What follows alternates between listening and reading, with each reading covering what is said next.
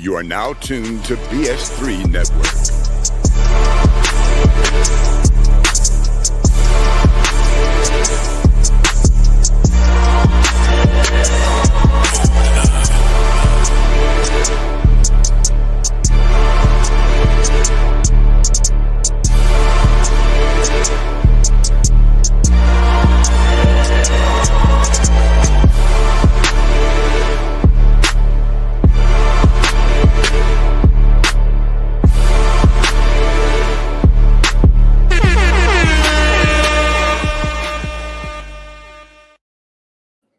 Bring it back.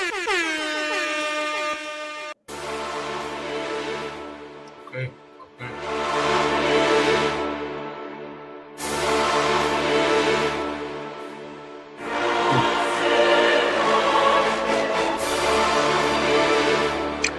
Let me just say this. I'm damn sure I own this beat. We're going to sell this shit back in 2057 to some new track.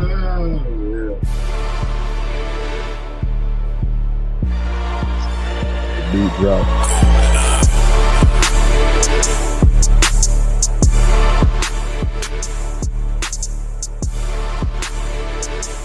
All right. Welcome back to another episode of the Fourcast, and it is a miracle. It is a miracle. Stop the press. You actually have all of us. Amazing.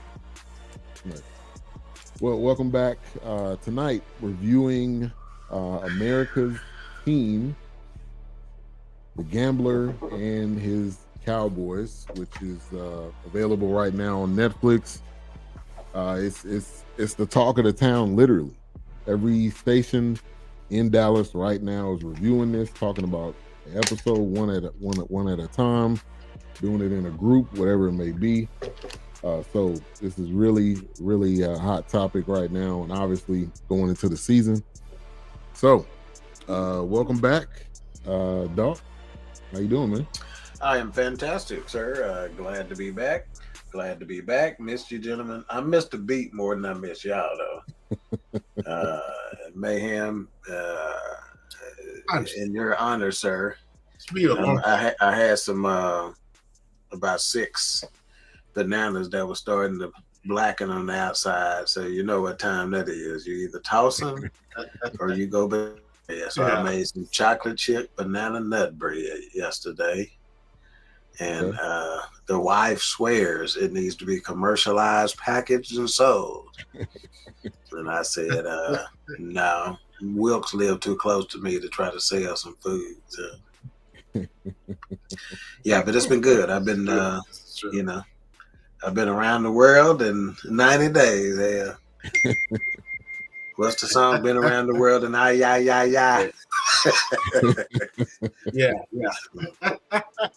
yeah. Still can't find my baby. Well, you found your baby, so don't have to worry about that part. Right on. All right. So let's kind of Wilkes. How you doing, man? Have a good weekend. I'm good. Doing all right. I'm wondering if I need to restart. This thing's a little laggy. I don't know what's happening. It is a little bit. I don't know. You might want to. On me. I don't know. Yeah, maybe restart, and then when you come back. I might need to restart. I seem a little laggy. It's probably this Apple update. You know how that goes. Probably. Well, no offense to you Apple fans. All right, man. I'll be back. Okay. All right, A-Trap. How you doing, man? Always good, man. Good, man. Good to see you. Always good, man. All right, man. So, man, it's been a minute.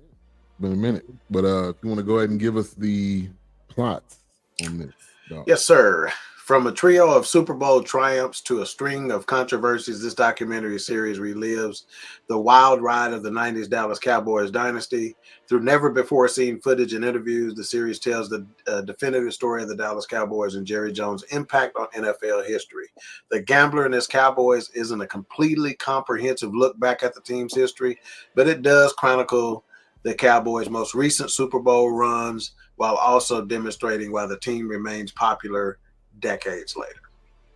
Yeah, which is It's all facts. We're talking about it today. Obviously with the whole Micah contract situation and with this going on at the same time, Jerry's not stupid. Okay, Yeah. he may not be football smart, but he is not business dumb. He definitely know what he's doing. Yeah, no question about it. And we'll get into that a little bit later. But if you doubt that statement that Ben just made, the fact that he wrote his college thesis on the impact and how he could change the NFL. Yeah. You don't need to know anything else. Say what you want about the man. Right. Exactly. So let's give some initial thoughts. While you guys are talking, I'm gonna try to find a clip real quick. But give me your initial thoughts. I'm gonna go to A-Trap first, the non-Texan. Give me your thoughts on this. I think this was excellent. Did a very good job. Shockingly, Jerry Jones told the honest to God truth. And even when he disagreed with what I perceive as the truth is, he still let that story be told, which is shocking coming from a billionaire. But again, he is a marketing genius, so I don't expect anything less. So yeah, I really enjoyed every single second of this documentary. I looked forward to watching it. Yeah, and it's interesting from a perspective of someone like A-Traps who wasn't boots on the ground, here in Dallas while it was all unfolding. So I was at the height of my sports consciousness throughout this whole situation, right? Yeah. So for it to kick off in 1989, I was a senior in high school. Pretty close to the prime of my athletic ability. So football was everything. So I'll be interested to hear how people from the outside viewed it, number one, or who may not have been Cowboys fans or who may not have been in Dallas at the time. But for me, a lot of these stories, in fact, I looked like a genius myself when me and my wife was watching the first couple of episodes because I told her, okay, this is about to happen. This is about to happen. Or as soon as they mentioned something, I said, oh, that's the Cowboys Cafe. Or yeah, he got found with a plate of cocaine. 5 minutes later, they said, there's a plate of cocaine. She's like, how you know? I mean, I'm like, know every single detail, Yeah. Now, there were a few things in there that I didn't know, but this was a reminder of what I did know, like how much stuff has literally gone on. They just did the course of this documentary, but if you add, from 89 till today, how much stuff is going on, it's just mind-boggling. And I just can't see that there's any other franchise in any sport with that much, meat, that much, going on. That's not just your day-to-day operations, Right.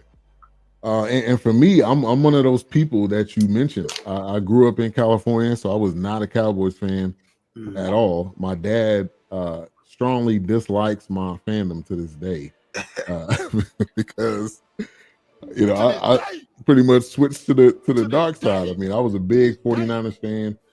I moved here, and what really changed my mind, Doc, you remember this, we went to the Cowboys training camp. Yeah, that's right. We knew Roy Williams. He went to our church, Andre Gerard, Keith Davis. And I was like, man, these dudes are cool. They down to earth. And that kind of really changed my fandom. And I'm here. It's not like I can just put on a 49ers game or put on a Raiders game or whatever. So for me, I was looking forward to this. It was a lot of hype involved. You knew some people that were going to be interviewed, but you didn't know, there's going to be some other people that were also interviewed, like writers and people that were in the news and the media. And just to piggyback off of your exposure, our personal exposure to the Cowboys organization and getting to see some behind the scenes stuff that not a lot of people got to see. So you mentioned Roy Williams, Keith Davis, Andre Gerard, Sam Hurd came to the church. Wow. Remember that name? Yeah, I remember that. And the running back that just got killed, that died a few years ago. Heat stroke. Marion Barber. You met him as well. And Dawkins did what Dawkins do. I scored on every last one of them. Every last one of them. I clowned the first time I introduced them. I mean, when we were introduced to them.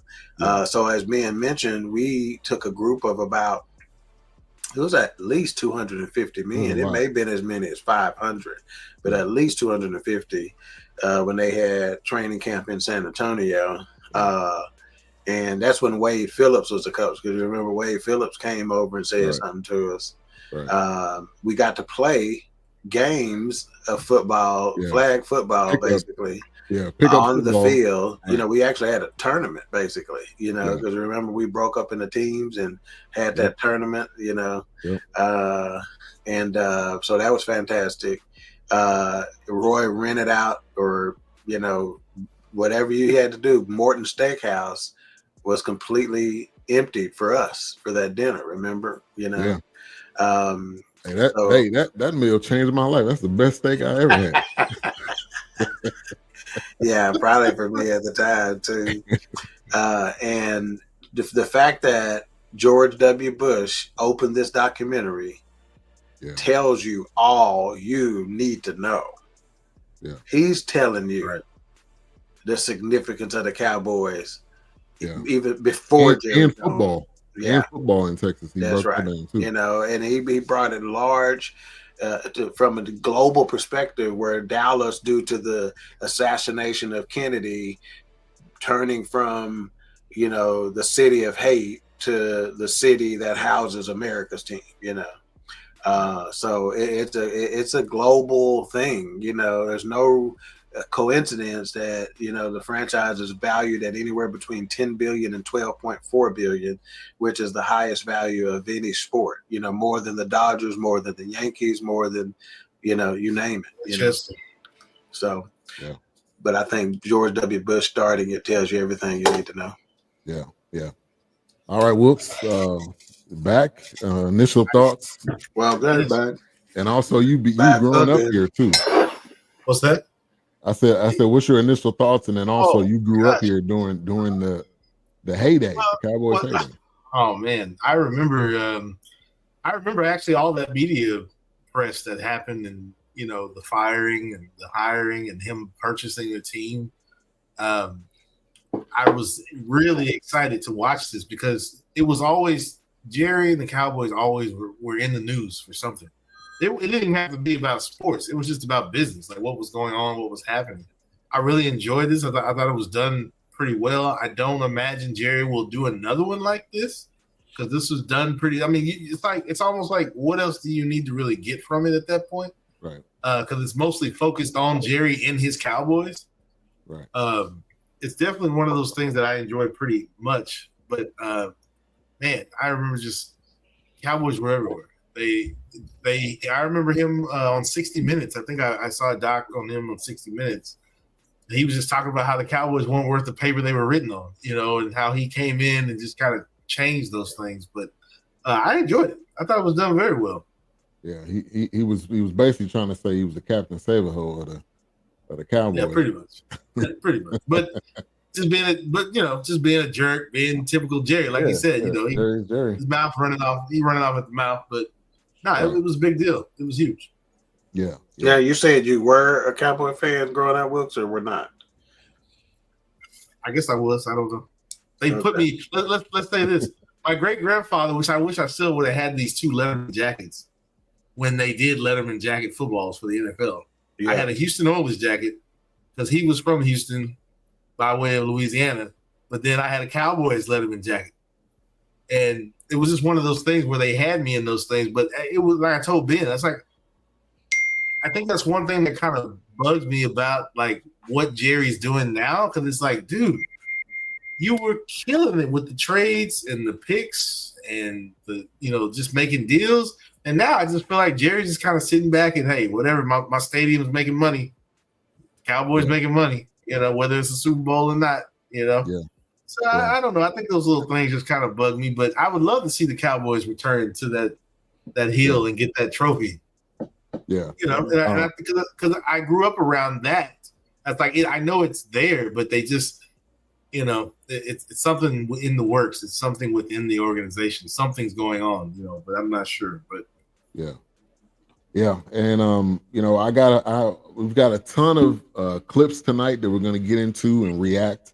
But also, we're reviewing the first 4 episodes. We're going to do the next 4 next week. But I got a question first, because Jerry has this, definitely in Dallas, probably outside of Dallas, probably bigger outside of Dallas. He has this persona that he runs everything, and whatever he says and does is all on him, and he's got all of the control. And to a certain degree he does, but when you're a son has taken over a lot of it that I think a lot of people on the outside don't necessarily see or understand, just because it's not you know, you're not listening to Dallas radio. But after watching the first 4 episodes, this is my first question right here. Do you feel any different about Jerry after watching these first 4 episodes? Doc, I'm gonna go to you first. Absolutely not. I've always took an unpopular stance with Jerry and been in his corner. You know, it's almost like this. Okay, let me see if I can make this analogy. And H-Rap, you help me if I, start to fail on this, if you understand it and pick up on it. Being in the military during wartime, I didn't care who the president was. I was squarely behind him. I was loyal. That was our commander in chief. So from a military perspective, it was ride or die. It wasn't. It just what it was. Even if your general gave you wrong orders, if you disagreed with him, you carried him out in a certain way. That was our commander in chief. Right?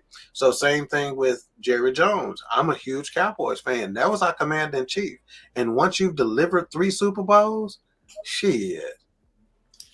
So I've always been fond of him, but I have heard, because like you mentioned, there's been a lot of radio chatter. People, every major radio station in the region are reviewing this documentary as well, whether it be terrestrial radio, podcasts, or TV, they're reviewing it. And a lot of them are coming out saying, I think I'm kind of a Jerry Jones fan now.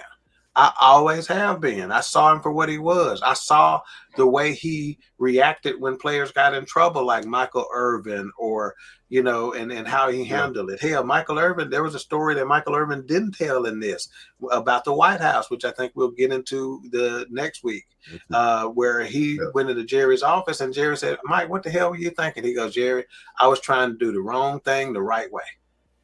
That doesn't make this documentary, but that's what Mike told him, and he goes, all right, well, I got you. We're going to take care of you, So I've been a huge, and Jerry don't know how to say it right, but Dion's trying to tell you, Emmett's trying to tell you, Michael's trying to tell you. They're trying to tell you that, hey, it ain't what it looked like. This cat taking care of us even after football. Some of them have had 30-year relationship with him from a business standpoint after football. So for me, my opinion hadn't changed. Now I had to side eye his ass a little bit during the kneeling controversy with Kaepernick and stuff like that. But but like I said, if I got to pick one, I'm with him or against him. I got to be with him. Yeah, and I'll say this, and I'm gonna come to you, A-Trap.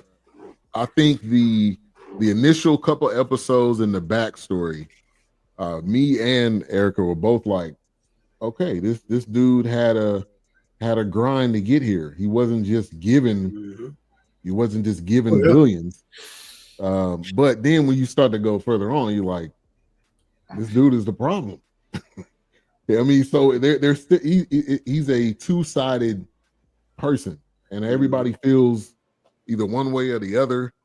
But I think obviously with the Jimmy situation, which we'll get into, a lot of it is ego. But when you have this type of money, there's gonna be ego involved. A-Trap. Well, I totally get where Doc was coming from, but Doc will understand where I'm coming from. I don't have it. First and foremost, I don't have an issue with Jerry. Period. Point blank. Period. Me and Doc come up in a world of sports with George Steinbrenner, and I'm personally a Davis fan. Good comparison. Davis. Good comparison. And Al Davis is Jerry's mentor. That's right. 100%. I don't have an issue with Jerry because when you're doing it first and foremost, he's a businessman. So I don't have a problem with him trying to make money. The only issue I have with Jerry Jones is Jerry. The only reason I personally feel as a big time sports fan, and again, Doc grew up in Texas. I grew up outside of Texas, I'm in Illinois. I've been in Illinois, but you either were a Pittsburgh Steelers fan when me and Doc were kids, or a Dallas Cowboy fan, or you could, if you just like football, you might like both. Yeah. But winning at that point, that's who you were rolling with. The only issue I have with Jerry is, like Al, like George, it's too much my way with him. The only reason I personally believe the Dallas Cowboys haven't won three or four more Super Bowls, or just to say 2 or 3 more Super Bowls, is because Jerry wants to make it seem he's still trying to make this point. It wasn't Jimmy. If he lets that go, just like it took George to get kicked out of baseball, just like it took Al to relent and let John Gruden take over, and then the Raiders came back, then he stepped in again and they fell off, and they've been off since. Jerry, unlike George and Al, will allow Steven to run the team. He just want to be the face, but he won't allow a coach to step in. Had he let the tuner do it, they'd have said it was the tuner. It wasn't Jerry. Jerry's issue is he wants to be the reason why, instead of just saying, look what I put together. So that's my only issue with Jerry. Because, like I said, dog, I remember Thomas Hollywood Henderson. I remember Ed Jones. I remember Bill Bates in the 80s and Jeff Coat in the 80s. Tony Dorsett in the 80s. Danny White. I have watched the Cowboys because when me and Doc grew up, you only watched football on 2 channels. You watched it on CBS and you watched it on NBC. By the time we became adults, Fox stepped in and you saw that in the documentary. But so you either that's how I became a Raider fan, because every Sunday you watch the Bears on CBS and you watch the Raiders on NBC. That was it. And then if they do a doubleheader, you'll see the Cowboys. So you had like one of them. You were forced to like the Cowboys, Steelers, Raiders. Yeah. Just like when the Lakers and Celtics were going, you fell on one side of the street, either the Lakers or the Celtics. Right. And I was Lakers. Yeah. So I don't have an issue with Jerry. I do not have an issue with Jerry because I run the team the same way, but I just sit my ass down like my man in Foxborough, and he'd had 7 himself. Hey, you rarely hear from him unless he had a massage parlor, but that's the only time you really hear from him.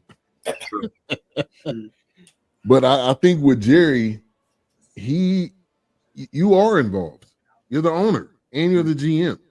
Like you as soon as he came in, which we'll talk about this, I'm gonna go ahead and say it now.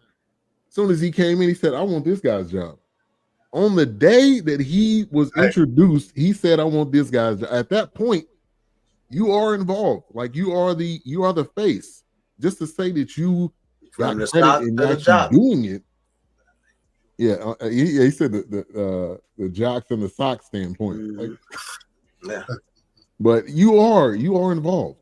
Like it's not like I gotta be honest. If I had that kind of money to buy an NFL team, I'm gonna be closer to Jerry than I am closer to name another owner. You know, what's the Home Depot guy in Atlanta? You know, you see him, Arthur Blank. Yeah. I'm a bit close, and doesn't that speak volumes? The fact that we're struggling. There are 32 NFL teams, and yet we named 3 or 4. And that's it, because they're not around. They're not around. They put the people in place to now. If something comes down to it, I'm sure they'll talk to people, but they're not going to be the guy in front of the camera. And that's just like with the Rangers. Like they won the World Series. You rarely heard. I don't know. I think it's something Gary Davis or something like that. You rarely heard him talk because that, and probably it's a personality thing too.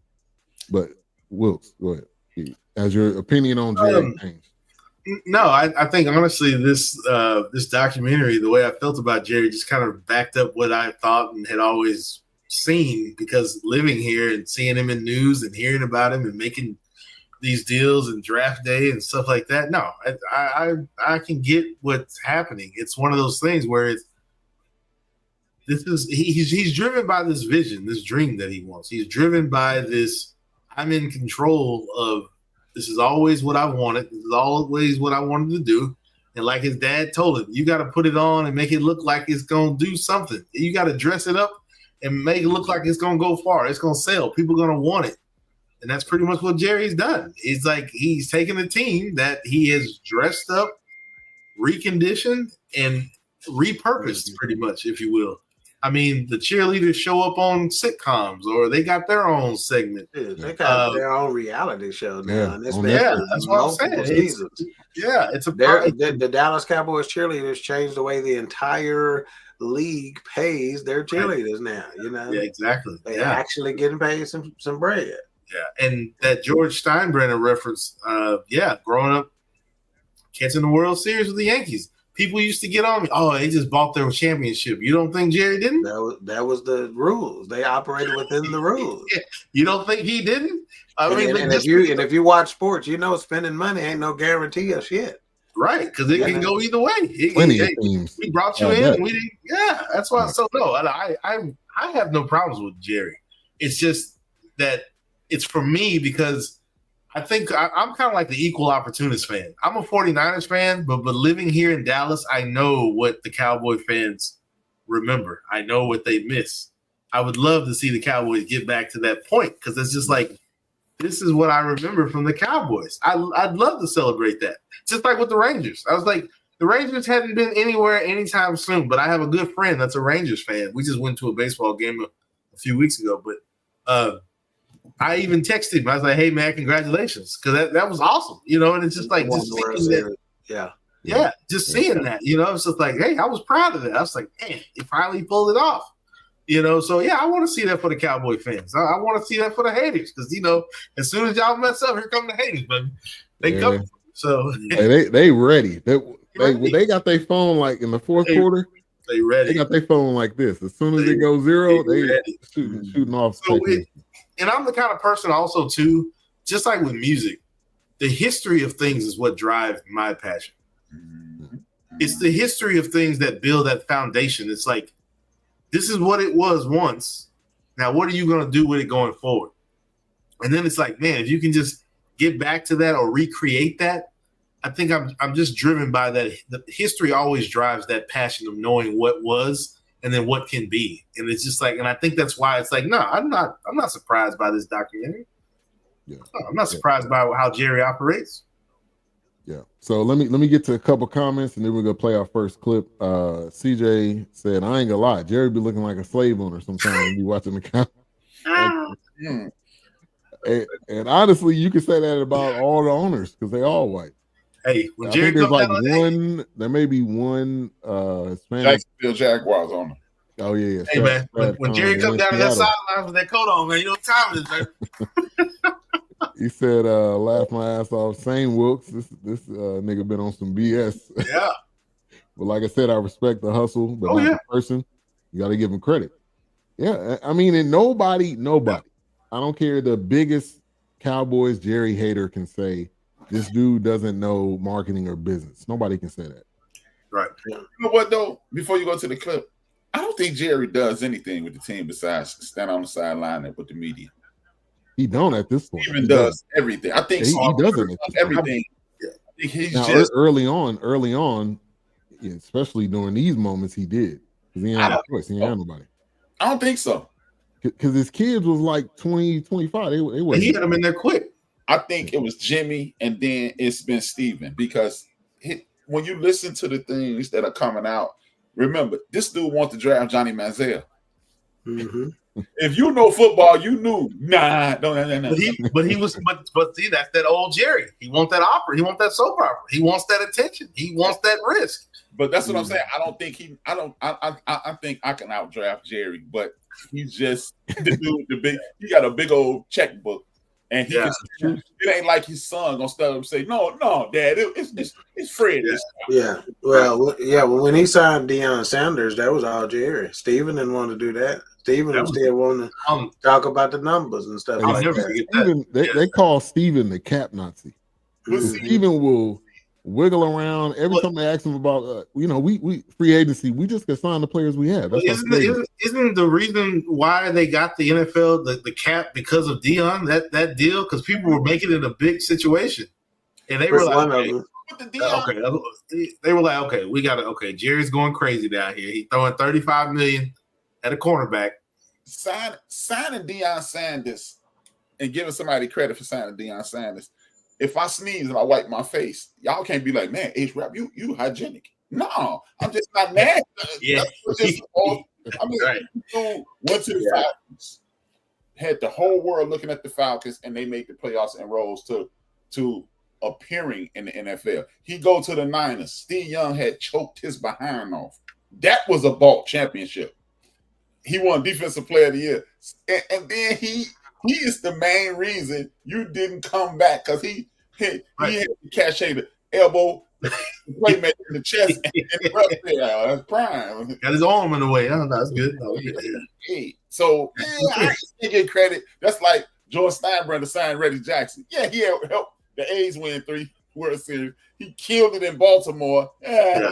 I'm getting Reggie Jackson. You're not giving him credit because he's recognizing that this is like nobody else recognizes this is a generational talent. You're giving him credit because he wrote the check. He's mastermind. And how many? And like I haven't gotten. And he wrote it. He wrote it for an historical amount. 30 other owners, 31 other owners. Didn't How many other owners were trying to sign Deion? I'm sure there was a lot. There was only one of them. The 49. He had already said, "I'm going for this. I'm getting rings." And you beat the team that he just won a ring with. Right. Well, there was no reason to think that San Francisco wasn't the one that was going to go win another ring. In fact, Deion could have been the difference, But again, they'll get to it in parts 4 through 8 or 5 through 8 or whatever. Yeah. But his conversation with Deion will tell you. Yeah, well, that's what I'm saying. Deion said on Michael Irvin's show, "You the only reason I came to the Cowboys." Yeah, he wasn't the only reason. But Michael wasn't writing the check. Otherwise, I would have stayed. No, that $35 million, he ain't turning that $35 million down. And in San Francisco, they interviewed their GM at the time, and he was like, "I wasn't doing that." Yeah, they weren't willing to write that check, Jerry, and that's why I said this $35 million to this day is so significant. And that move, I'll never forget the conversation and what I remember him telling that story again about how Steven had jacked him up and like, "What you gonna do? You gonna hit me?" Yeah, had his elbow up against the wall. He goes, "What, you gonna hit your daddy?" I remember that. I remember that conversation, but fresh. I was like $35 million. Hey, let's get to this. No, see, that's where I disagree. See, think about this. Let me put it in this context, A-Trap. You know me as a giver, and I give. One of the things that irritates me to death is for people to think that because you have it, it's easier for you to give. Right. When there are millionaires and billionaires all over this planet that have it and aren't giving it. So just because I have money and I give it doesn't diminish the thought behind the giving. So just because he has it doesn't diminish the significance of spending it. If he don't spend it in that moment, the 49ers win again. And then it looks like you fired Jimmy for nothing. Because think about this. If he don't spend that $35 million right now, and history continues the way it continues, the 49ers more than likely go back to back, and the Cowboys don't win another championship for 35 years. 30 years, well, it's been 32 years. And he has to say it was Jimmy. Because I just put it out there. 500 other people could win this championship. If I could put 500 other people here. And then let's not forget, y'all were down there. And I remember Barry Switzer going on TV and literally saying, "Sign Deion, Jerry." I remember that. Yeah. But I don't see why he don't get no credit for it. I think that's the crux of his entire existence. I think of his existence is the fact that he doesn't get credit for doing what he's done. Nobody else. There's a lot of people who wouldn't have been willing to do it. You have to give him credit. And I will never forget that. Here's why you got to give him credit, because he's done it when it's worked for him, and he's done it when it hasn't. Right. When he signed, that's another thing. He's taking the blame for giving Dak $60 million a year. He's taking the blame for signing what's the linebacker's name too early. He's taking the blame for follow me? Limp That's leg, the problem. It's the problem. He gets all the blame when the signing doesn't go right and gets none of the credit when it goes well. It doesn't make any sense. Let's look at the situation with Dak. If he had done the what's my man Bart Scott was on TV. Illinois sent it to me today. Bart Scott was on TV talking about it today. Let's just be honest. When you got rid of Tony Romo, you were supposed to extend Dak that day. Had he invested in Dak immediately, like a smart owner would, it would have saved him millions of dollars. It would have saved Jerry millions of dollars. Everybody knows that. If I'm getting rid of Tony Romo, I mean, if you have this football acumen that he claims to have, the moment Romo signs that CBS deal, you're supposed to told Dak, yo, here you go. You could have gave Dak at the time. Jason Goff was in Detroit, and Carson was in LA. I mean, in Philadelphia. They signed $25 million deals.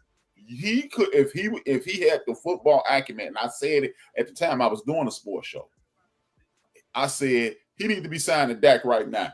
He took Dak from $300,000 a year to $15 million a year. Dak would have felt obligated to give him a discount and wouldn't have had to give him 60.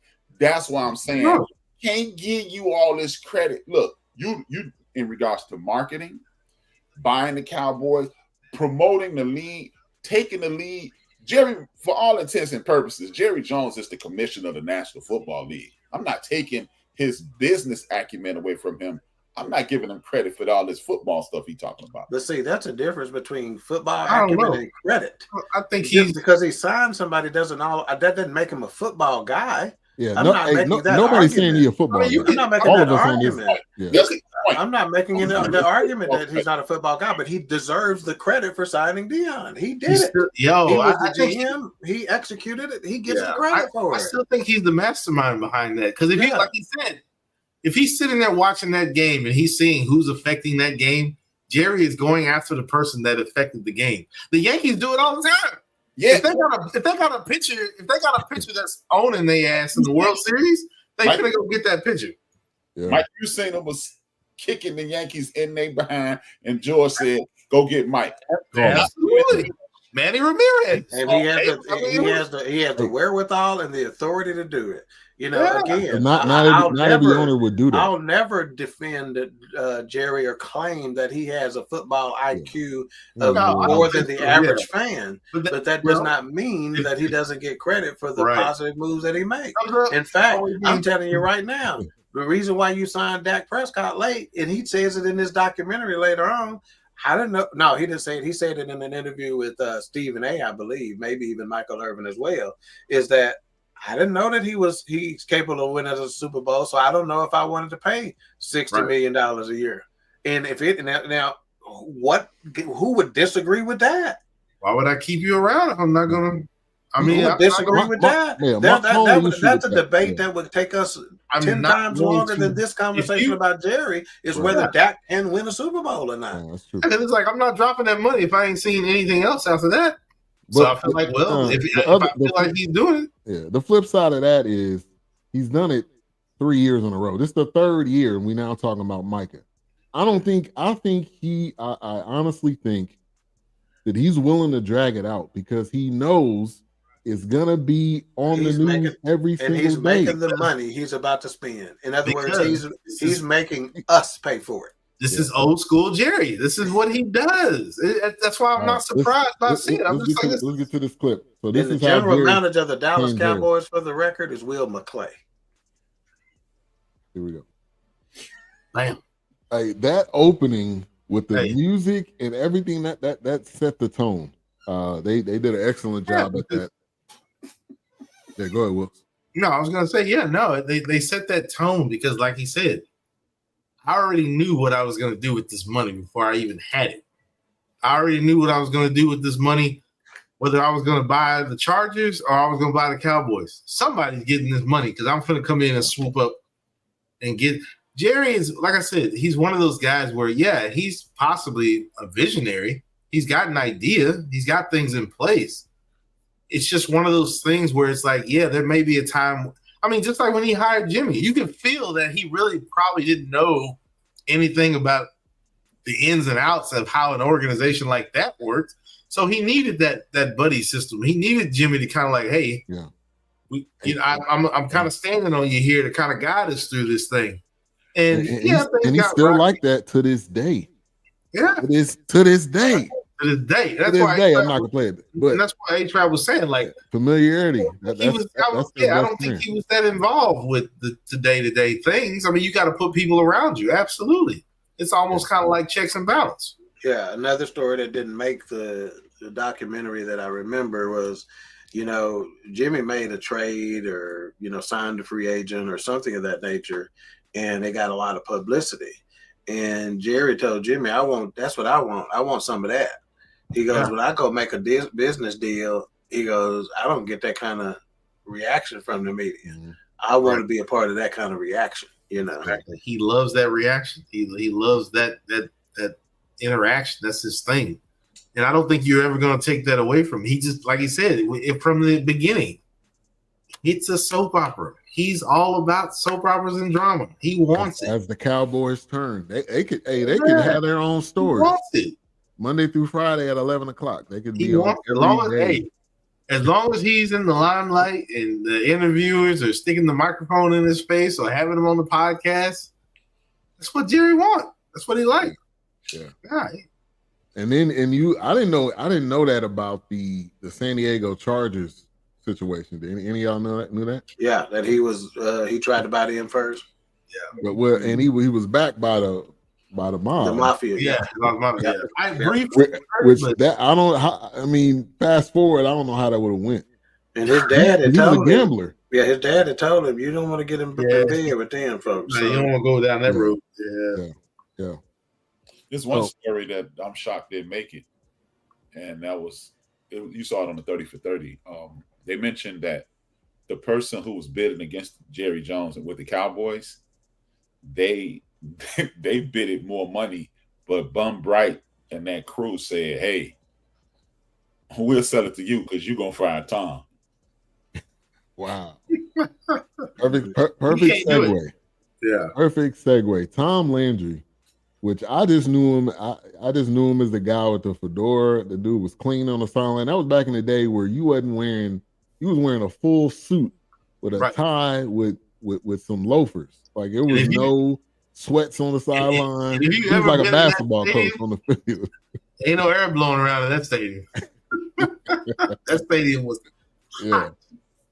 So let's get into the Tom Landry conversation, which was interesting because I didn't know that backstory, which was part of they were losing.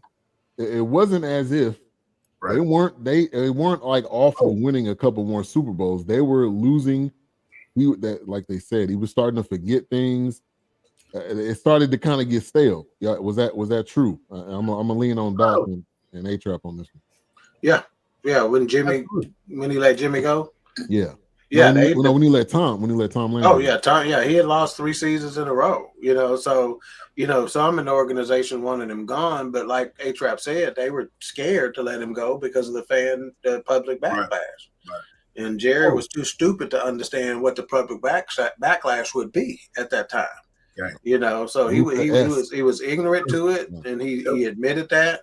And plus, like he said, this is Christmas Day. He was so hype about the fact that, it's like this. Somebody in your family passes away and leaves you a mansion.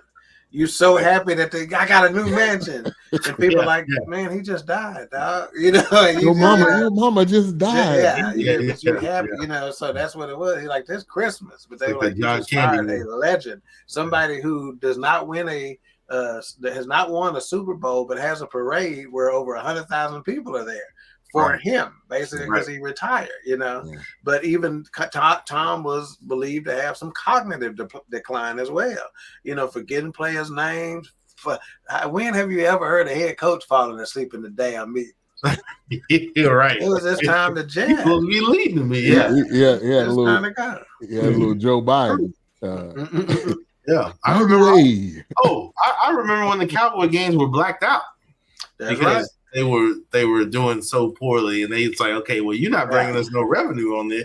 You couldn't watch Cowboy game. Yeah, a couple of radio colleagues of ours talked about their dad and their uncle would go rent a hotel room in the next county over so they could see the game since it was blacked out in Texas. They were blacked out here. Yeah. And they had a Skip Bayless that snake Skip Bayless sighting where he was like, you're saying you're excited, but this is a funeral, for Dallas. Go ahead, A-Trap. I know you were gonna add on. No, I just don't like Skip Bayless. I mean, no, who does on here? Nobody. I think Skip Bayless nobody. And it's been a long time before the world was familiar with who he was that I was in the don't like Skip Bayless. Is it true he wrote a book or an article saying Aikman was gay? Gay. Yep. Yep. Absolutely. He didn't say he was gay. He alluded to the fact. Yeah. Yeah, I mean, Skip Bayless is a huckster. He's a grifter because it's hard. He became famous on ESPN defending Michael Jordan's legacy.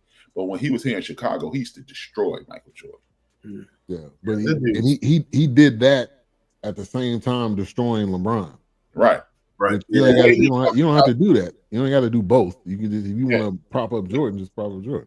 The way he used to prop up Jordan and destroy LeBron, it was different here for the Chicago newspaper. He used to destroy Michael Jordan. So, like, if you know anything about Michael Jordan, he Petty Murphy. Mm-hmm. His biggest supporter, King Petty.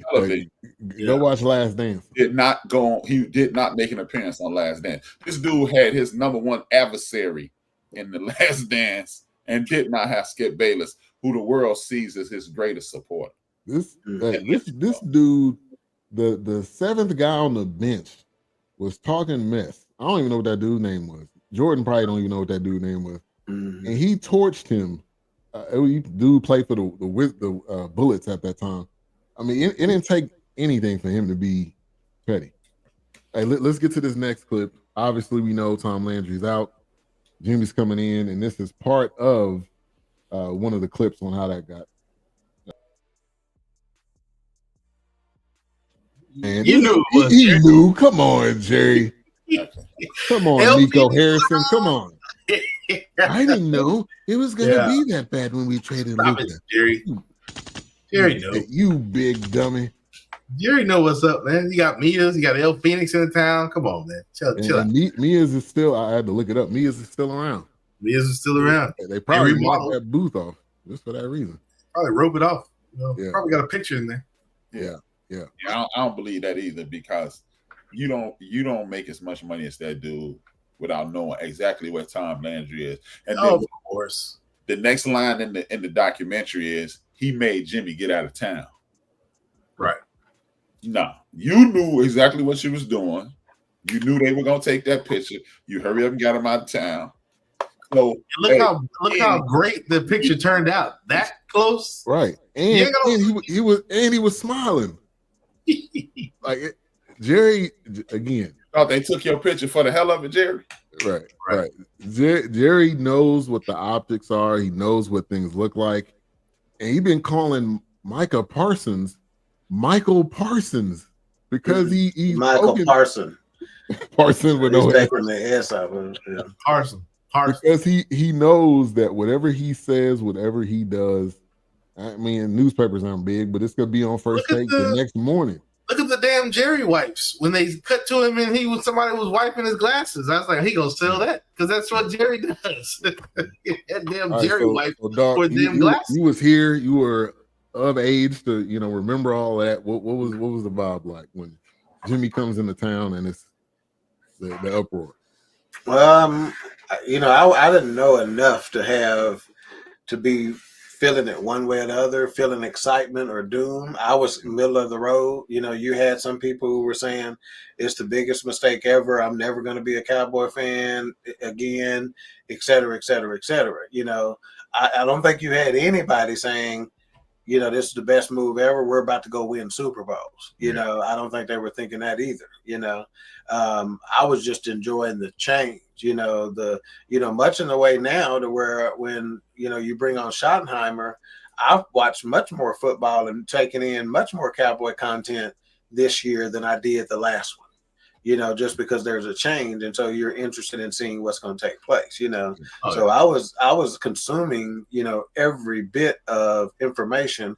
Another thing that started happening then, or was big then, was you had a morning sports show with Norm Hitzkus had a morning show, and then and he had this black barber, Leon Simon, who was on with him, giving our perspective basically, so I was taking in all the content I could. Randy Galloway, was doing some conversation. Dale Hansen was early in the industry, fresh face. I think he was with Fox at the time. Channel 4 at the time, he hadn't went over to Channel 8 yet, so sports was being born. In fact, in a lot of ways, the way sports is consumed and how much media is involved in the sports, the Cowboys have to do with, because the first all sports station, I know for sure in Texas, maybe in the country, the Ticket was launched the year the Cowboys went to the Super Bowl. So, and the rest is history. And they are 5-time Marconi Award winners, beating Brett Sham, beating even the likes of your number one hip hop stations, your number one R&B stations, your number one pop stations, your number one country stations. They're beating all of them. This is that's not genre. By category. That's by any genre. They are beating them. They're beating them on the numbers. The ratings, the books. They have consecutively beaten them for like 30 years in a row. So and again, I'd have to give the Cowboys a lot of credit for that, because that's what people started doing, is tuning in. That's the first debate was Barry Sanders versus Emmitt Smith. Yeah. Huge. That they talked about that forever. Should Pete Rose be in the Hall of Fame? They talked about that forever. It was the LeBron and Jordan right there. LeBron and Jordan before. Yeah. And I think one of the best parts of this documentary, number one, was seeing all the hair. Like them blown out hairstyles, that throwback, and then they got a lot of body and volume, right? And then I started listening to the Ticket recently more often, and you see these clips of You're Welcome, Junior Miller and some of these guys. You're right. Yeah. It's hard not to listen to them when you get introduced to them at the Super Bowl. Right, exactly. They ain't got a drink in one hand and a beignet in the other hand. Right, exactly. Bread, beans, and rice at the other hand, and this amazing backdrop of the water and the bridge and the high school band coming through. Shit, y'all must start listening to y'all, because y'all were there the day this happened. Right. And I think one of the most interesting, and I love all the clips that they had, but when they're walking down the hall and Jerry's just grinning, and everybody in the room is like on pins and needles. They're like, what's about to happen? What is he about to say? Do we even like this guy? Like, everybody in the room got mixed emotions. I'm a businessman, and exactly. Yeah, no, it's a big deal. He's like, I didn't know how. You got that same cadence. It's just a little bit slower and more confused. Now. You got that same cadence.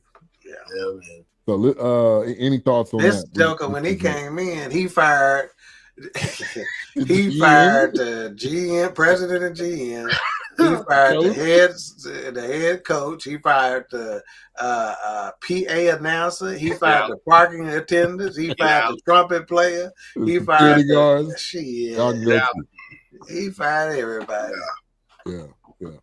I wish he had that swagger clip. When he that's the one thing that struck my wife. She like, did he have to let the trumpet player go? Shit, he didn't do nothing. Yes. Money. Yeah. Playing off key. Yeah, get out. All right. So let me play this next clip. This is the beginning of Jerry and him, trying to figure out what he's doing. He's on the phone. He's doing all types of stuff. So here we go. We'll come right back. Jones was on the phone, taking charge as he promised he would do. Among the items on his agenda were an interview with a New York radio station and a phone conversation with Coach Jimmy Johnson. While Jones was taking care of business, his family was getting the royal treatment, a guided tour of the football complex. Well, we've worked real hard today, and I guess it's, 6 o'clock, and we'll be here till probably 3 this morning, tonight, and we're basically working on the details of the acquisition and not spending any time back here footballing now. Meanwhile, on the other side of Valley Ranch, Tom Landry sat in his office, quietly emptied 29 years of his life into cardboard boxes. He says he's not bitter, change comes with a new owner, and that people will forget him soon. But there's no forgetting a legend. Landry compiled 20 straight winning seasons, 18 trips to the playoffs, and 2 Super Bowl crowns. But life goes on for the Cowboys. The team's mini camp for veterans and free agents is tomorrow. Doctors examined the new players this afternoon, and each player received at no cost jocks and socks, courtesy of Jerry Jones. I intend to know have an understanding of the cleat situation. I intend to have an understanding of the player situation. I intend to have an understanding of jocks and socks. Jones brings in a new era, a new philosophy, a new attitude. But will it rival the success of the old? He said situation too many damn times. Yeah. The player situation. After those early days, another thing that didn't make the documentary, he actually went and got trained on public speaking. You know, from a PR firm. Yeah, he got trained on that. Yeah. So obviously you've seen Tom Landry cleaning out his locker, figuring out, you know, and he didn't coach again, right? He was done. No, he went and opened that seafood restaurant, Landry's. Sizzler. No, Landry's. It's Seriously, you joking? Yeah, no, it's real. They had one. That ain't his restaurant though. That's just it just happened to be Landry. Landry. Yeah. Landys. They had one in the West End, but you know nobody knows what the West End is. Yeah. So Jimmy comes on, and one of the things that stood out the most, and I make sure I heard this right because I had to ask Erica. Did he say when he got this job, he looked at his wife and said, "You know what? You've been married all these years, but I'm gonna go ahead and let you go because I'm not to coach this team." I'm busy, man. Hey, Bill Belichick out here, man. Yeah, Bill Belichick the same way. Yeah, Bill Belichick, man. Dedicated to. They're like they knew this ain't gonna work because I'm not more in love with this than I am with you. With you. Yeah, I'm out. 2 kids. Yeah.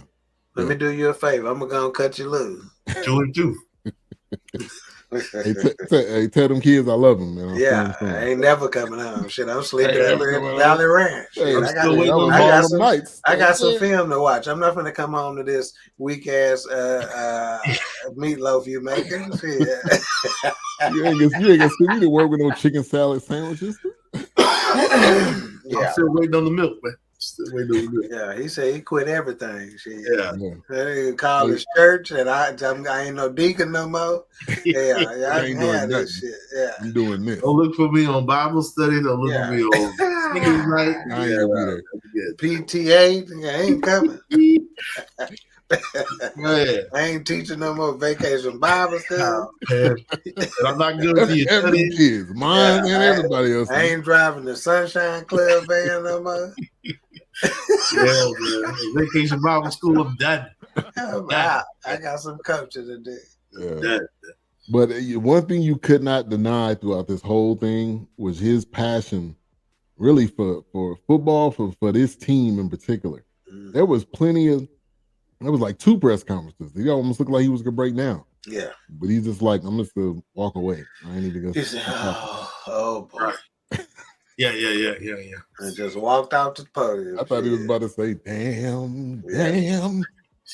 He really looked like he was going to quit. All right, let's get to this next one. The Cowboys training camp. There's an epic quote and line that you're going to hear in this, and then we'll talk about it. How would you describe training? Be quick in this, because we got to get somewhere.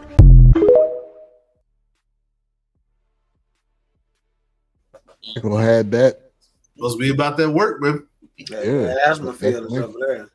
you can go have some asthma over Yeah, there. over there. That was public Oh, my knowledge and rated and debated day after day after day for several weeks. Also, the fact that Michael Irvin gave the list of players for Jimmy to say, "Hey, these was here during the Landry regime. They sucked then. They're not gonna help us now. Going to get rid of that." Hey. That was common knowledge, you know. In the words of the Rock, fuck off. Regarding the military, you know, when you first came to what was it, basic training or boot camp, and like you wasn't phased by the 5 foot 3 inch Wilma Jean Calloway was whooping my ass for 17 years by that time. You can't do shit to me that this shit is funny. Man was laughing at it. What is this? Get on my face. Yeah. It's football, man. I mean, you practicing without pads. What are you doing? And then the minute that you hit somebody, and they tear ACLs. That's why so many injuries, man. Yeah. Ever since that rule has changed, the amount of season-ending injuries seems to be off the charts, man. And mainly, it's the ACL. It's the ACL injuries. I mean, you gotta use your body to because when you go into playing a game, you're gonna be using your body. I mean, you're gonna be getting tackled, so you need to practice getting tackled. Pay attention to this year.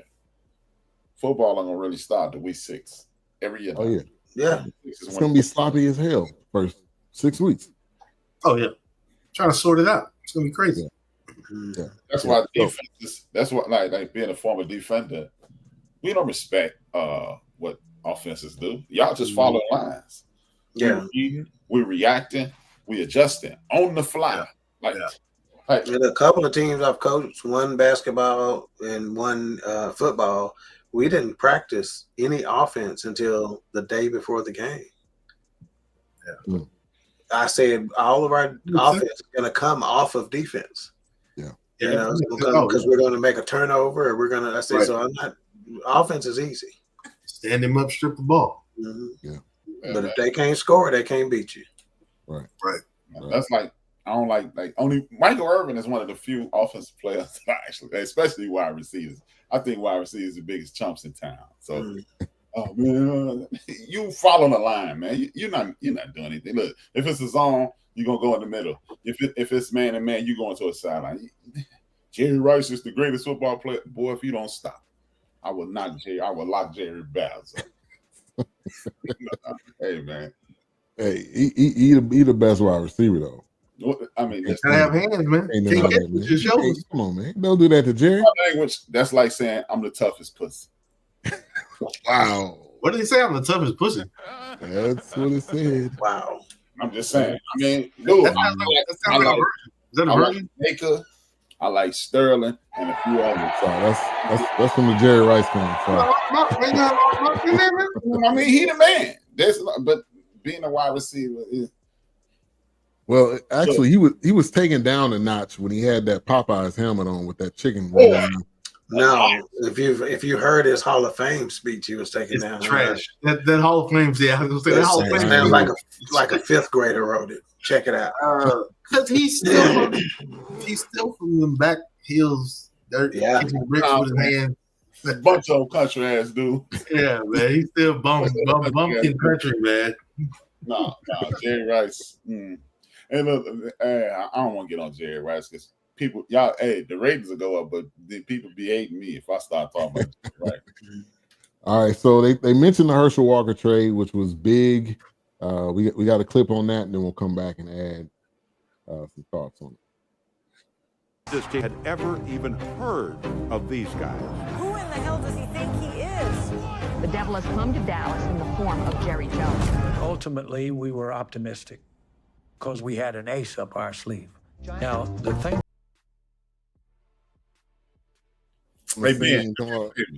Look up that draft. I think the world was mad at them for not getting Blair Thomas.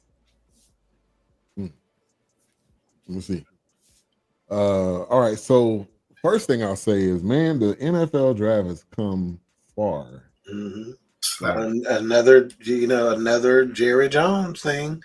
He was the first to put cameras Yep, in the war room. In the war room to 2023.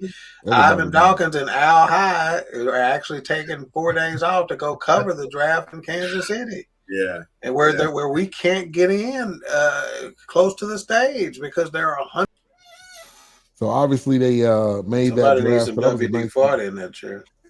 So that was a 1990 draft. You look at the Hall of Famers in that draft: Emmett, John Randall, Shannon, Minnesota Viking, Cortez Kennedy, Junior Seau, rest in peace, and then Leroy Butler. Now, what was the name you mentioned? Leroy Butler. He got picked before Emmett. Blair Thomas. Penn State, Blair Thomas. I think he went to the Jets. Yeah, he was actually the second pick.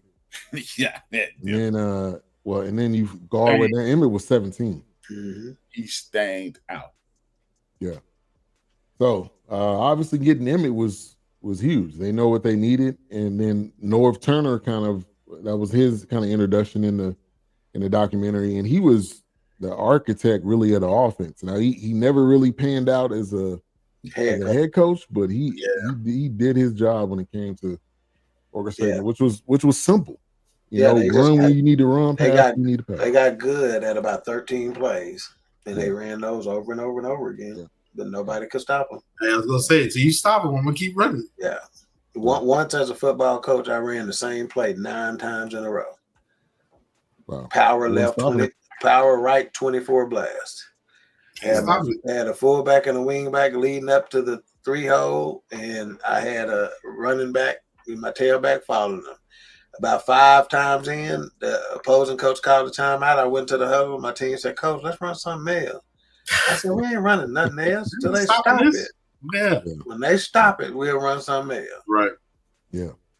And one thing I didn't realize was the Steve Berline Aikman. That was big. Right in the middle of that. Once again, right in the middle of that. Yeah. Once again, that's what those things I remember today with what happens with Jerry in the quarterback situation. Because I remember Steve Berline coming in. I remember that Aikman, but it was one of those things where, first of all, Jerry got to the point where he fired coach in a heartbeat. Then it was quarterback controversy.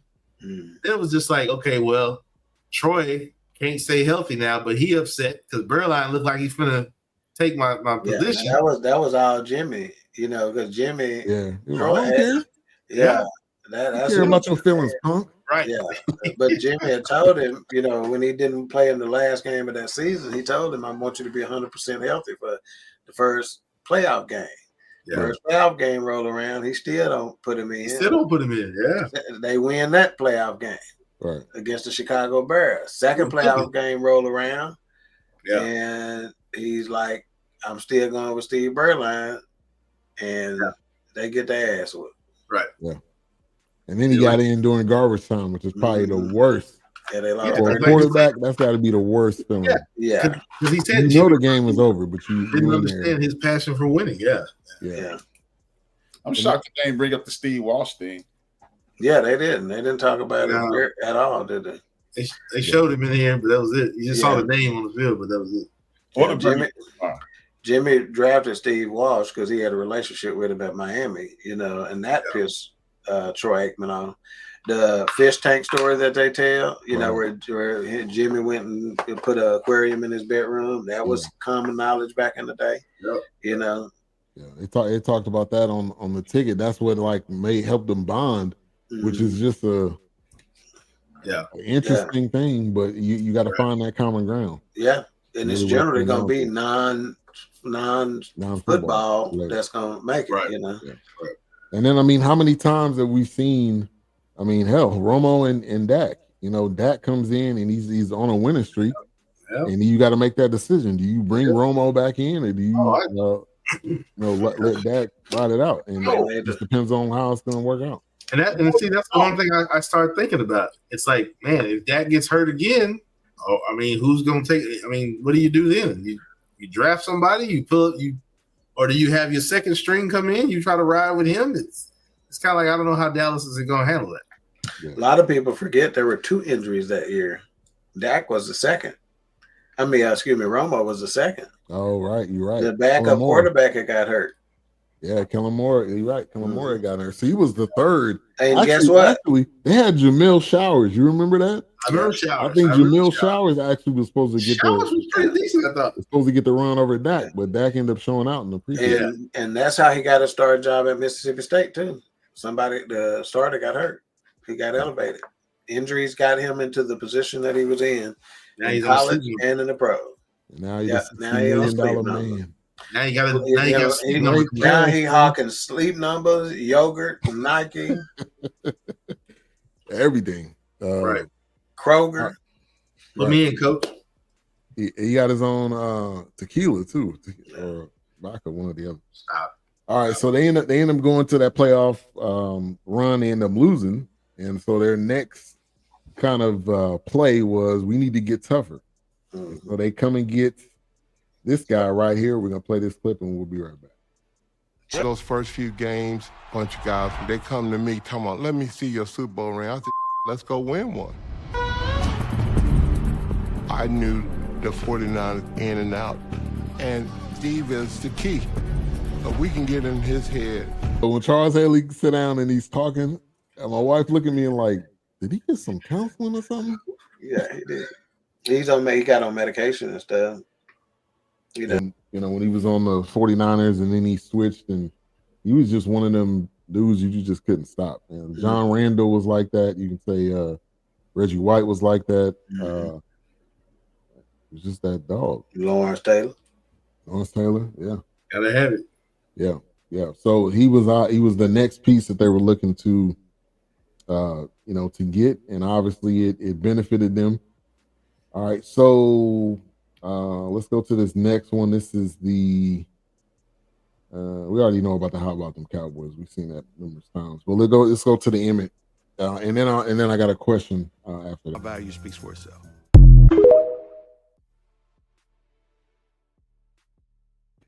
Right now, which is my first question, how similar is this to what's going on with Micah?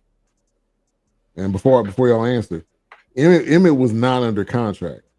Micah is under contract, so that's the difference. But also, they're waiting this out, and if it ends up going into the season, they end up going 0-4.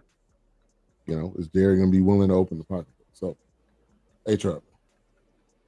I don't think it's similar because, defenders don't play a major role in the game like a tailback did at that time. But it's just at the end of the day, these billionaires want millionaires to get them a discount. And I'm with Micah, I'm with Emmett. You can't win without me, so pay me. Yeah. F you, pay me. And he said, "Oh, I don't have the money." But 2 weeks later, you mean you made all that money in 2 weeks? Probably so, though. Yeah. Man, like you said, they selling jerseys every day. They getting TV, and then they get their TV money. Now I don't know when they got it. Then you get a big check in the NFL in October. Okay. So and might have been week 2, maybe. Huh? I said it might have been week 2. Yeah. Maybe. But Jerry's saying has been deadlines make deals. Mm-hmm. So who knows what the deadline was at week 2? Yeah. I know you get a big check. So yeah. Dog. And remember, when Deion Sanders got signed, that's when he made that deal with Nike, Phil Knight. And a lot of people are basically accusing them of, like, that's who paid for Deion, because he didn't have the money until he made that deal, Yeah. No, it's not really similar in the sense that, like you mentioned, the contract situation. Technically, he could force Micah to sit out for 3 years, because he can franchise him 2 years. Yep. He's got a year on his contract, then he can franchise him next year, franchise him the year after. And like Jerry said, he's not going to sit out 3 years. Right. So they'll get a deal done. It's just part of negotiation. That's one of the things that you see here. Even back then, they were negotiating with folks. And Emmett was one of them. So this is Jerry's MO. It'll get done. He always say, "Don't let your money get mad." Yeah. You know, somebody else maybe letting their money get mad, but he ain't. You know, he just playing the game. You know, you know, now he may want to. You know, he may get a Petty Murphy title. You know, in the sense that when an agent crosses him, you know, he's gonna let his dismay and disgruntledness for the agent get in the way of his relationship with his players. You know. But that's part of it. He don't have a lot of respect. David Mugulata, he doesn't have a lot of respect for this agent. Simple as that. Yeah. None. You know. What's his name? David Mugulata, I think. No, I'm saying that's what Jerry said. I don't even know what his name is. Yeah. Who are you? And then he was on a podcast with Michael Irvin. He was like, you know, Michael, I want you to get you and Micah and me, and we can all sit in the room. We can work this out. It's too far past that, though. You got that. Not in Jerry eyes. He's the gambler. That's what I'm saying. This is what. But and Micah's a different. I don't think he's dealt with a personality of this level as Micah. Now, CD had a personality, but Micah's this might be the toughest negotiation he's ever gone through. Well, that too, and Dak was quiet about it though. He wasn't really like trying to. Micah said, if they don't want me, then that's fine. Let me go. Now, Dak is the leader. He ain't gonna be pushing. Yeah. Whoops. I sent my response to your cell phone, but it's one of those things where it's like it's just classic Jerry Jones. He gonna drag it out. He gonna make a big deal about it. They gonna ask him questions. He's gonna say some crazy stuff. He gonna go and allude into something else. I'm all in. I'm all in with the Dallas Cowboys. You already know how it's gonna go. This is what Jerry does. Jerry is all about the theatrics, the star of the situation, which is him in the Cowboys. Y'all brought me on here to have this conversation. This is what he does. You know, so yeah, no, I think it is the same situation because he's gonna drag it out. He wants it. Now, did he expect for them to suck? Because Emmitt Smith wasn't there? No, probably not. No, that kind of pushed it some, yeah.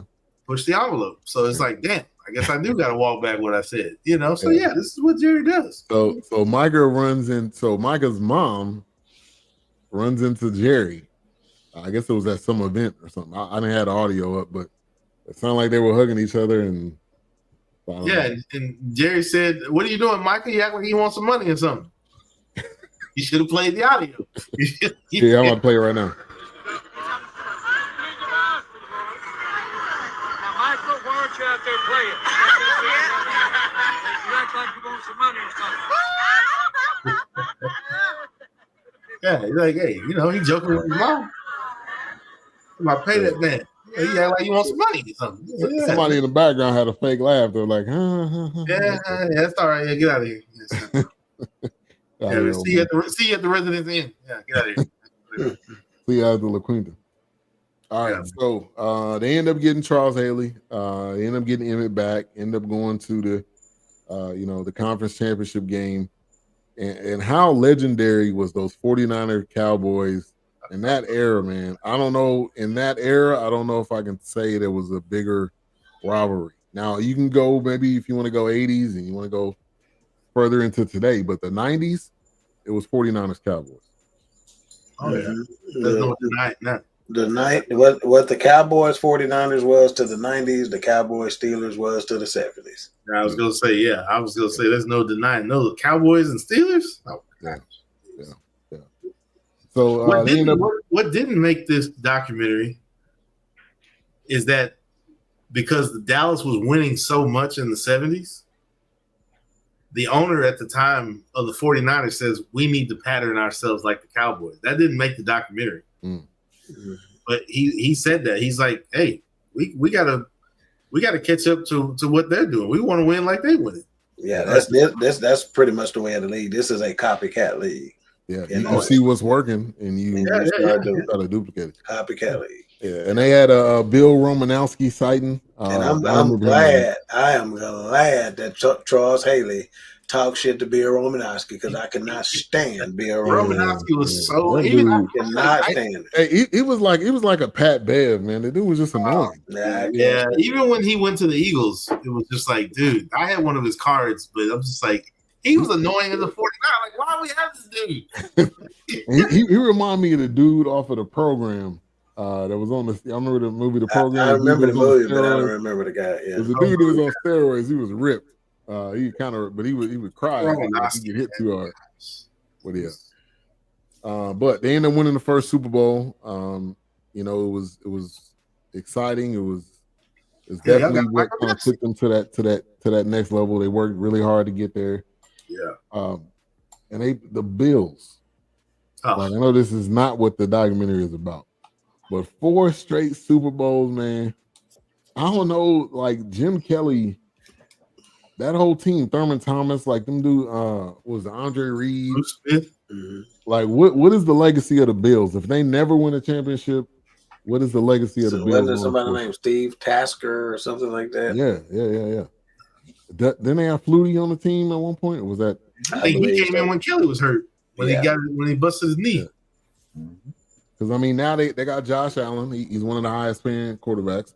But the only way you can get to the Super Bowl is if Mahomes is injured or dead. Yeah. Oh yeah, You that's ain't why getting past Kansas City.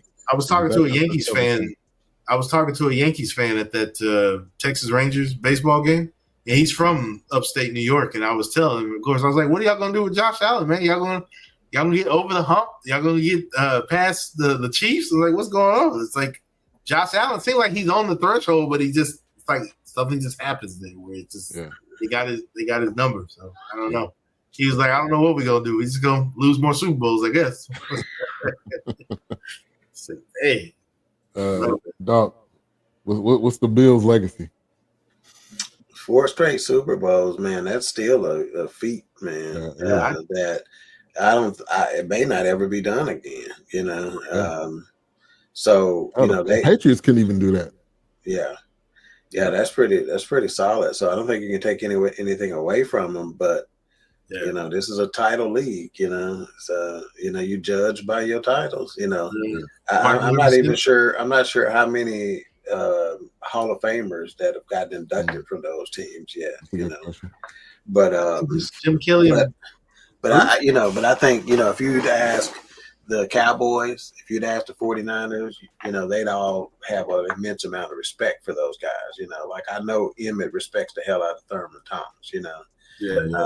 You know, I know Troy respects the hell out of Jim Kelly. You know, they just, you know how it is, man. You know, it's like, I think that they get like Marino. Marino's gonna always have that status. He just, you know, get that.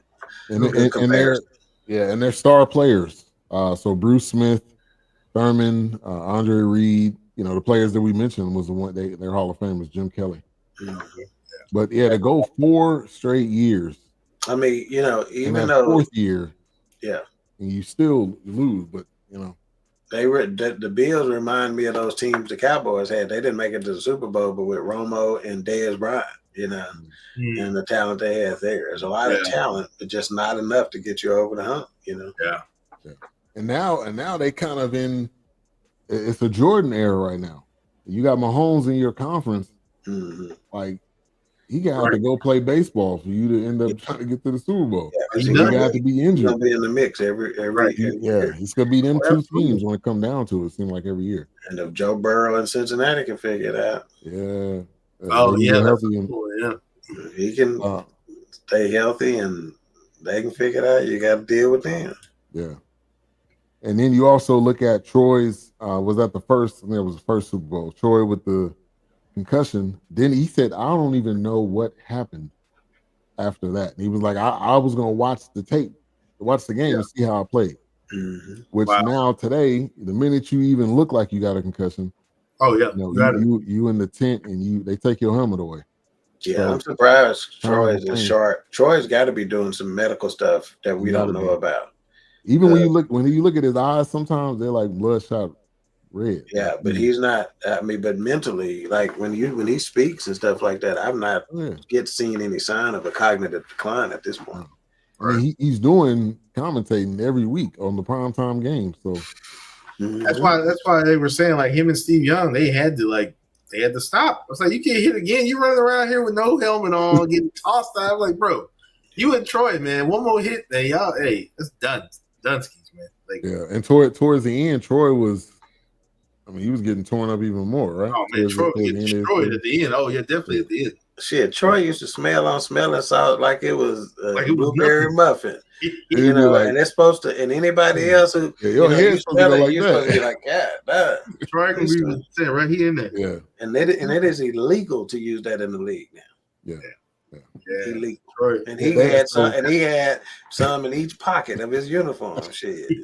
And it's funny they had some guys. Hand warmers. They had some guys on the talk show smell the smelling salt, and one guy was like, man. The other guy was damn near about to cry. I mean, like, yeah, man, that stuff was shit. Yeah, and you got to break it. Then you have to break it, and then for the that activates it.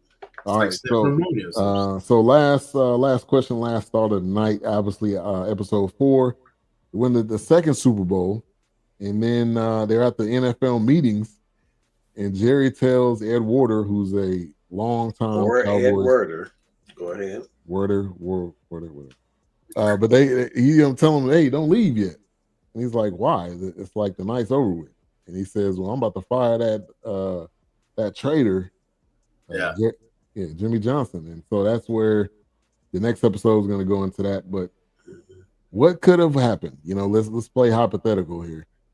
What could have happened if they were able to work it out? How many Super Bowls could they have won? Would it have ever worked? I'm gonna go to Wilkes first. Well, Jerry kind of mentioned it. Jimmy was kind of rising through the ranks, and they were putting the spotlight more on Jimmy. But I think the Cowboys could have won more because, like I mentioned to you, that was a time where you kept Super Bowl winning teams together. You kept the core. You may have shifted and moved people around, but not as much as they do today. It's almost like you win a championship today, and you're like, oh, wow, wait a minute. Yeah. But back then, I think Cowboys could have won plenty more. You know, now if it's going to be 10 in a row, maybe not. But they probably would have been like a Patriots level. Yeah, you're going to get health-wise. Right. Everybody was healthy. They probably would have went on one of them crazy type runs. Cowboys definitely getting some more Super Bowls. Yeah. Also, one thing we didn't mention was Jacksonville became a new expansion team, and there was some ties between him and Jimmy. And Jerry was like, "Oh, so do you going over here with the other girl?" So that was even more tension, even more more his loyalty. He was concerned that his loyalty was like they do today. I mean, somebody wants to interview. Yeah, it happens all the time. But Jerry is like, again, in his mind, it's like, oh, you're breaking up what I'm trying to be dominant out here. You trying to break it off or something like that. But I think the Cowboys definitely would have been in the mix. I can't say that for the 49ers because, like I said, it was a time where you didn't keep people together. You were just sending people off and trading people. But I felt like Dallas was definitely like, hey, we got this formula. We're going to try to hold this thing together as much as possible. And that was one thing that always kind of resonated with me. And, I think it's always going to be the what if Jimmy stayed. Right. Now, I do want to ask this real quick. I know that probably the Jimmy today ain't the same. Would you take Jimmy back today? If Jimmy decided to come back, would you take Jimmy now? Nah. Yes. Nah. Jimmy probably is. He just retired from doing fights. He ain't gonna be the same Jimmy. So I would maybe have him as an advisor or a consultant or something, but I'm not hiring him. It's funny. It's funny you say that. Now, Troy Aikman, rumor has it they were trying to bring him in as almost like they did the guy up in the Bronco. I can't think of his name now. But John Elway. John Elway. Yeah, there was some stuff about him being a GM. Yeah. Would you guys take that? Would that seem like something you would if you had Aikman coming in as some kind of advisor or president of operations or something? I would do any role. Yeah.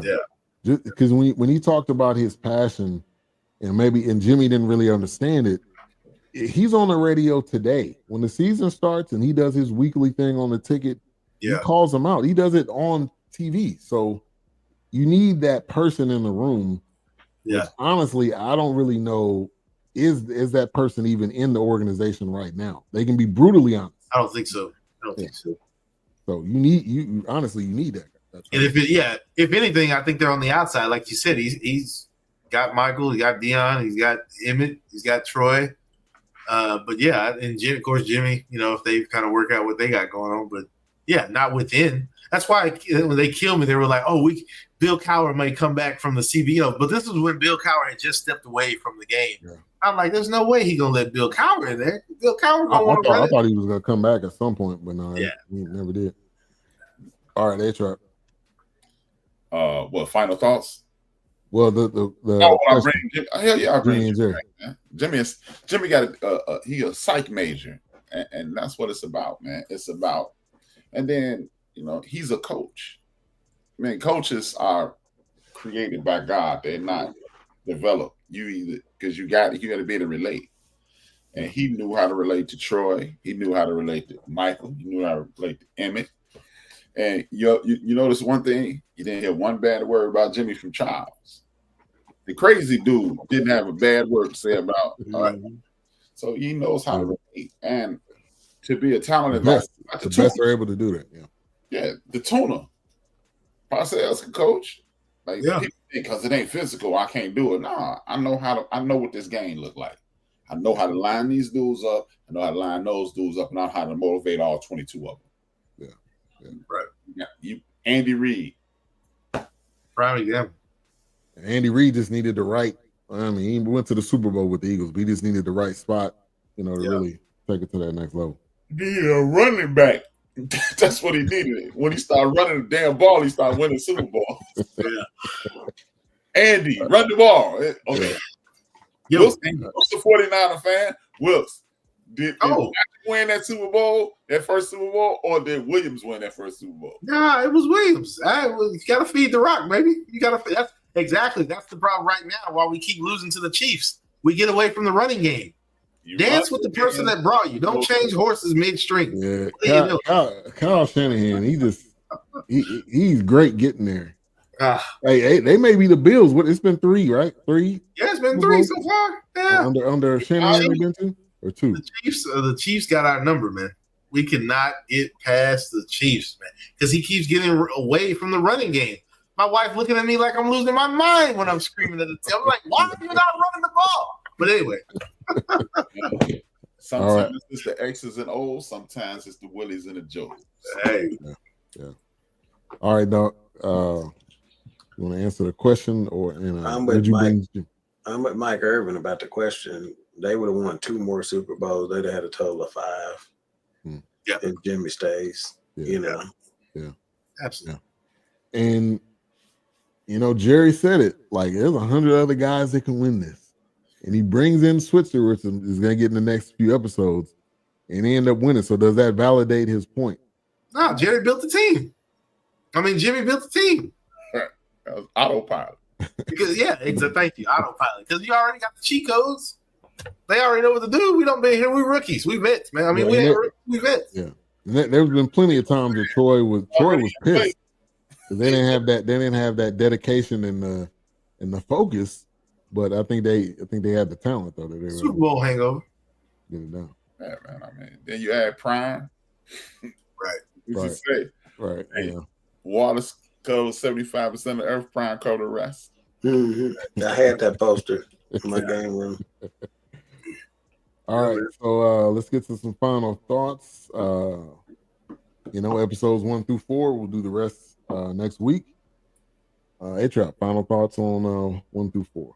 1 through 4. Like, as I said at the top of it, excellent commentary, excellent insight, wonderful documentary, and I was utterly surprised. And I salute Jerry Jones for, even when things don't look like it's going your way, you allow yourself to look like a bad guy.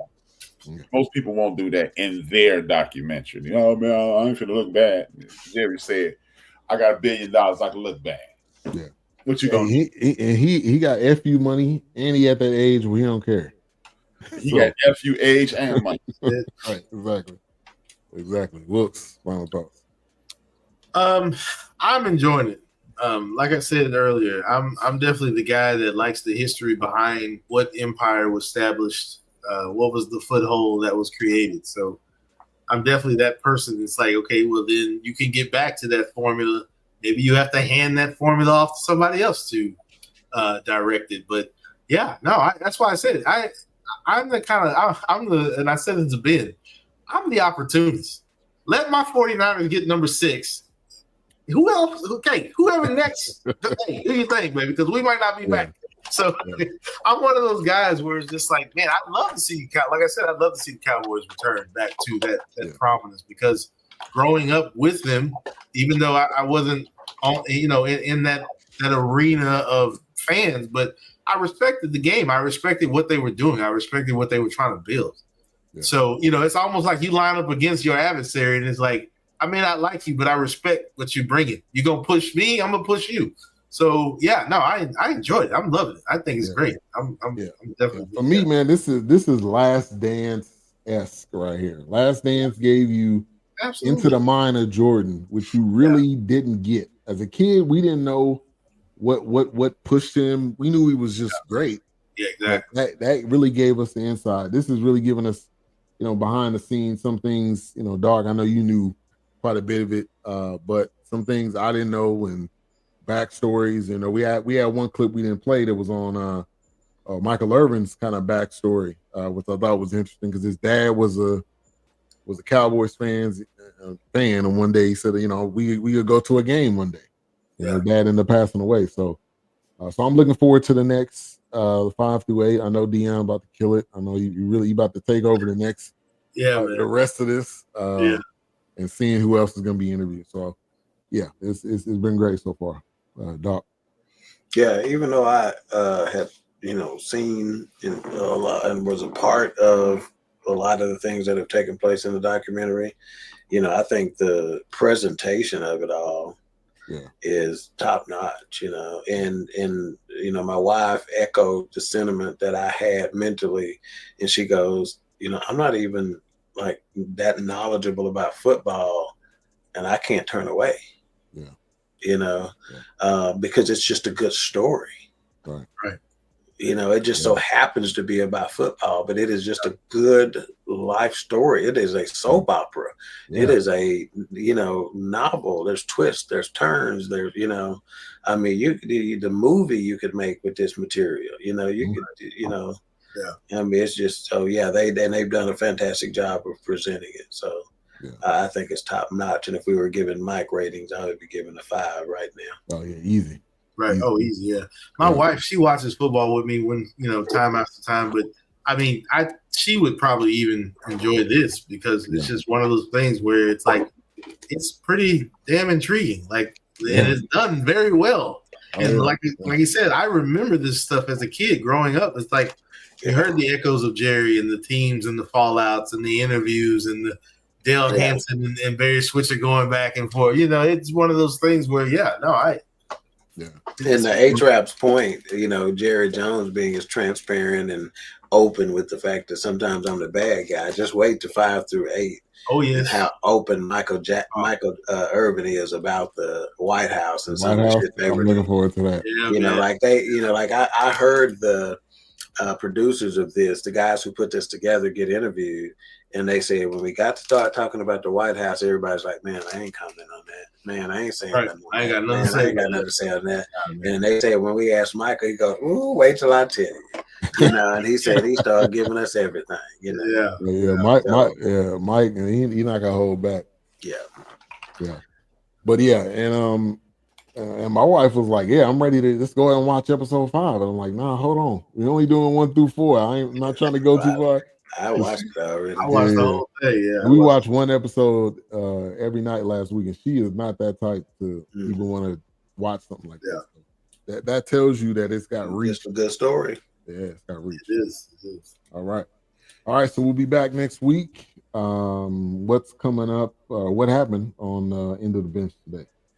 Let's talk about a cousin of mine commented on issues in regards to the present regime at the White House, and they are attempting to amend the Section 8 rules. And she was like, that's what they need to do. And I was like, everybody, you know, basically, she was like, pull yourself up by your bootstraps and all that. And I was like, nah, well, she's like, only the strong survive. And today's show is about the strong shouldn't just survive. They should lead. They should inspire. So that's what I talked about today. The strong, inspiring, instead of just beating yourself on the chest, I'm the king of the hill. Yeah. You should be the person that point at people and say, hey. And I was like, you know, Moses was an inspiration. He was strong, you know. Yeah. Sojourner Truth strong. Tubman strong. Douglas strong. They didn't just free and emancipate themselves. They emancipated others with their personalities and uplifted. And So, even in their weakness and their disability, you know, they still led. So make sure to subscribe. The End of the Bench Media, also the new page, the End of the Bench Entertainment, and then coming up tomorrow on Queen 3 and King, Hot Girl Summer Series continues. Married with Single Friends. Shout out to the ladies doing an amazing job. Anything you want to add on that, Doc? No, that's it. Just make sure you tune in. They're doing a fantastic job, you know, covering these issues. If you hadn't checked them out, go back and watch them. Talking about, you know, the angry female, talking about why you so mad? Yeah, why are you so mad? Why you can't apologize? Submission, you know. The pride of women. Yeah, their pride. So yeah, go back and take a look. Very interesting. Yeah, and you definitely got to watch it because my wife was on there. So. Yes, sir. If it ain't no other reason. All right. Go ahead and close this out, A-Trump. Man, thank y'all for tapping in. Leave a comment, like, share, subscribe if you haven't, and continue to support the programs. Continue to support BS3, the End of the Bench Media. Thank you. 2 fingers, 1 word. We are out.